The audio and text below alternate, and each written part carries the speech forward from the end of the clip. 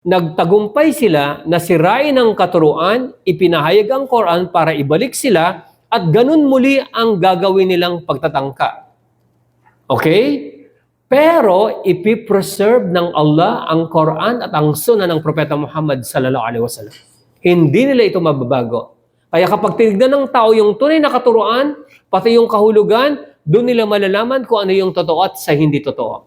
Kaya ito yung sabi ng Allah, pangangalagaan namin ito, ilalagay namin sa puso ng bawat mananampalataya. Kahit na hindi sila marunong ng Arabic, sa uladin nila ang buong Quran. Milyon-milyon. Kahit na sunugin pa nila ito, kahit na anong gawin nila, maibabalik ito sa original na kaanyuan. Nakuha nyo? So, pangangalagaan ito ng Allah. Ito yung isa sa mga katibayan, isa pang talata bilang karagdagang katibayan. إن الذين كفروا بالذكر لما جاءهم وإنه لكتاب عزيز لا يأتيه الباطل من بين يديه ولا من خلفه تنزيل من حكيم حميد. Kaya yung tumalikod at hindi naniwala sa Quran, nung ito'y dumating sa kanila, makatatanggap sila ng kaparusahan.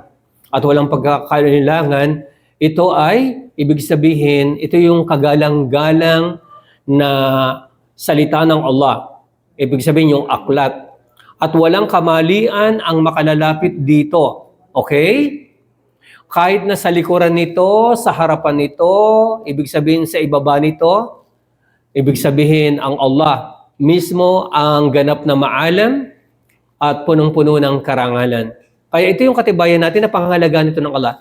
Sa harapan, sa likuran, sa tigiliran, ibig sabihin pangangalagaan nito. Walang sinong makakalapit dito.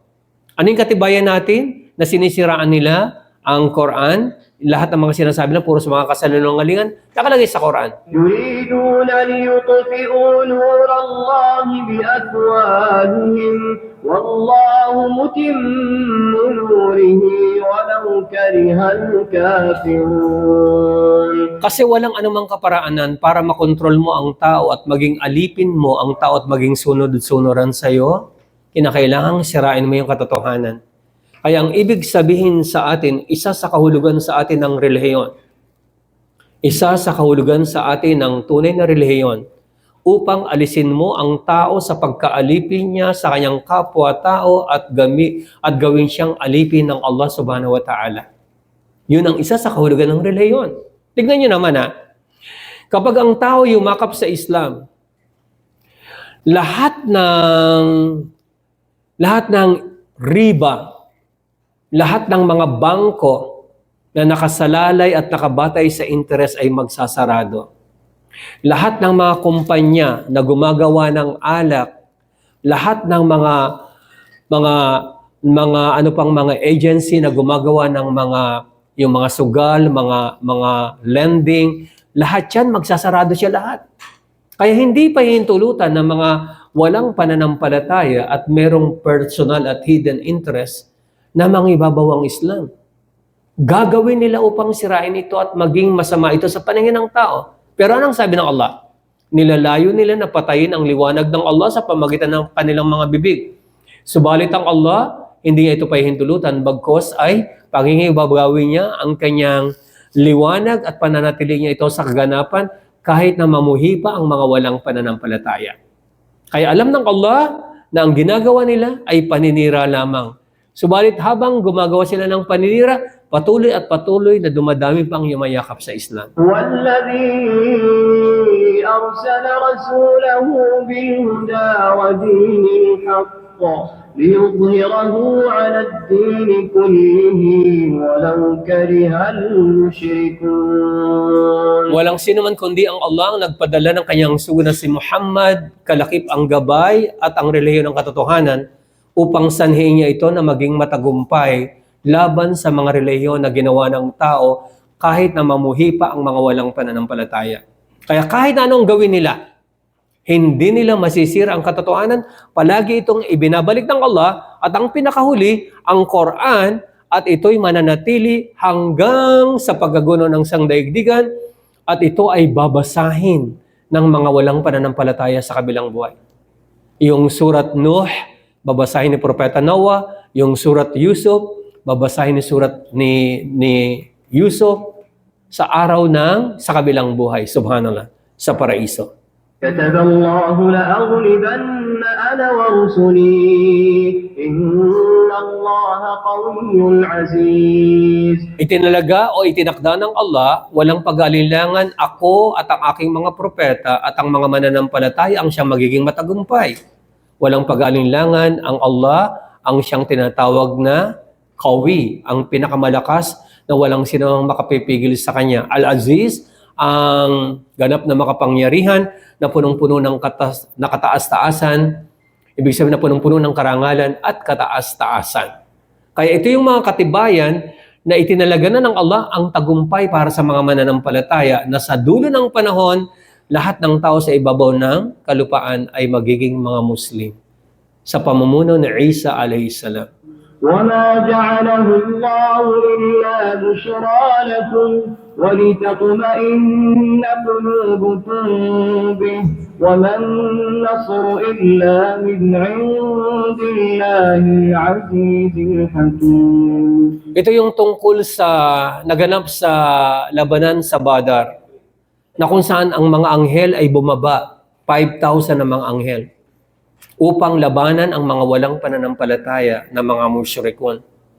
Hindi ito ginawa ng Allah, yung pagbababa niya ng 5,000 na mga anghel, kundi bilang mensahe, bilang magandang balita ng mensahe para sa inyo, at isang katiyakan at pagtitiyak sa inyong mga puso na walang tagumpay maliban sa Allah, ang Al-Aziz at ang tinatawag na Al-Hakim, ang ganap na makapangyarihan na punong-puno ng karangalan at kataas-taasan at ang pinakamaalap na inilagay niya ang lahat ng bagay sa dapat itong paglagyan. Kaya ang Islam, ito'y kakalat sa lahat ng lugar. Ito ay aabot sa kung saan inaabot ng liwanag. Lahat ng aabutin ng Islam, ang lahat ng lugar na inaabot ng gabi o kadiliman. Walang anumang tahanan na gawa sa luwad o gawa sa balahibo nang hindi papasukin ng Islam. Karangalan sa tatanggap at ito ay pagdadalamhati at pagdusta sa sinumang tatanggi rito. Kaya anuman ang gawin nila, palaging mananatili ang Islam. Okay na? ومن يبتغ غير الإسلام دينا فلن يقبل منه وهو في الآخرة من الخاسرين.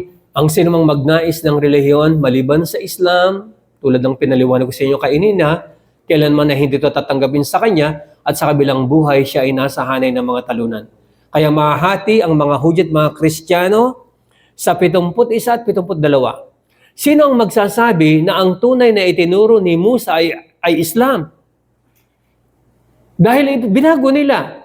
Naging Judaismo ang ipinangalan nila rito. Pero wala namang nakasulat sa Biblia na Judaismo ang itinuro ni Moses. Pagkatapos nung ipinadala si Isa para ibalik sila sa tunay na katuruan ni Musa, hindi nila tinanggap, kakaunti lang naniwala. At binago nila yung katuruan at tinawag nilang Christianity. Pero walang nakasulat sa Biblia na Christianity ang isinulat ni Jesus, ang itinuro ni Jesus. Ang nagsabi pa nito ay walang pananampalataya. Acts 11:26, Acts 26:28, 1 Peter 4:16. Ang nagsabi nito sa Antioquia, nung dumating doon ang mga tagapangaral ni Jesus, sabi ng walang pananampalataya, nandyan na naman ang mga Kristiyano.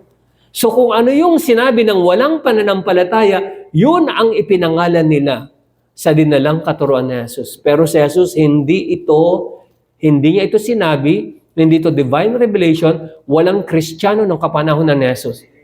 Ang mga tao lang ng kapanahunan ni Jesus, mga Hudyo na tumanggi kay Jesus, mananampalataya, nakakaunti lang sila mula sa angkan din ng Israelitas na naniwala, mga Samaritano, mga Gentiles, at mga Romanong mga pagano na siyang namumuno at may control ng Jerusalem. Yes. Kaya hindi titigil ang mga walang pananampalataya, ang labanan sa kadiliman at katotohanan ay hanggang dulo ng panahon. Kaya hindi pwedeng nakaupo lang tayo at nakikinig. Kinakailangang ipahayag natin ang katotohanan at kung sino yung ginabayan ng Allah, ay mabubuksan siya sa tinatawag na katotohanan. Okay? So, yun yung kadahilanan. Kaya hindi siya simpleng nagkahiwa-hiwalay lang tayo. Merong ilang libo ang member ng Debaters Convention. Ang dami. Bawat isa sa kanila nakikipagdebate at sinasabi nilang kami ay nasa totoo at sila ang nasa kamalian. Bawat isa ay nag-aangkin at nasisiyahan na sila yung nasa tama. Nag-aangkin na sila ang tama at ang iba ay nasa kamalian ng lahat. Bawat isa. Kaya nagmagandang loob ang Allah, ibinalik niya ang tunay na turo na Jesus sa pamagitan ng pagkakapahayag ng Quran kay Propeta Muhammad sallallahu alaihi wasallam. Wa ma anzalna alaykal kitaba illa litubayyana lahumul ladzi ikhtalafu fihi wa hudaw wa rahmatan liqaumin yu'minun. At hindi namin ibinaba sa iyo Muhammad ang aklat, meaning ang Quran, kundi upang linawin ng malinaw na pagkakalinaw ang hinggil sa mga bagay na hindi na nila napagkakasunod sa isa't isa, kung patungkol sa relihiyon at sa mga alituntunin nito. Kaya ibinalik ang tunay na katuruan ni Jesus sa pamamagitan ng pagkakapahayag ng Quran at ito ang pinakabuod din na katuruan ng lahat ng mga propeta ang ipinahayag kay Propeta Muhammad sallallahu alaihi wasallam na kung kaya ang Quran, dahil naroon ang katuruan ng lahat ng mga propeta, ito yung nagsisilbing gabay, habag at magandang balita para sa mga iyong naniwala at isinuko ang kanilang sarili sa kagustuhan ng Allah ng ganap bilang isang Muslim. Kaya hindi tayo nababahala doon. Ito yung mga ganap, subalit mapipreserve ang Quran at ang Sunnah. Ang kailangan lang natin ay panatiliin ang ating mga sarili sa pagsasaliksik at kapag nalaman natin at kapag tayo nagsigaw ng pagsasaliksik, malalaman natin kung ano ang katuruan na katotohanan kaysa sa kamalian. Nakuha nyo? Okay na kapatid? Okay.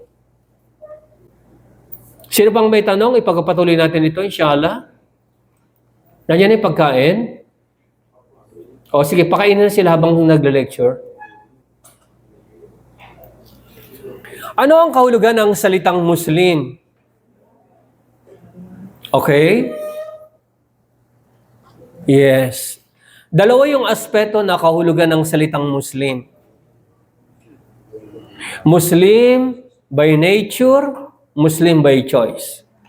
Muslim by nature, lahat ng nilikha ng Allah ay Muslim. Dahil ang kahulugan ng salitang Muslim by nature, lahat ng nilikha ng Allah, ang anumang nilikha ng Allah na kusang sumusunod sa batas na itinalaga rito. Nakuha nyo? Lahat ng nilikha ng Allah na kusang sumusunod sa batas na itinalaga rito. Lahat, init, tubig, araw, hangin, mga hayop, halaman, kalikasan, lahat ng nilikha ng Allah, lahat ito'y kusang sumusunod sa itinalaga ng Allah at hindi na pwedeng baguhin ang pagkakalikha sa kanila. Ibig sabihin, kusa silang susunod. Kaya ang isang tao, kapag pinag-aralan mo, ang isang tao, yung pagkakalikha sa kanya, ay Muslim siya by nature.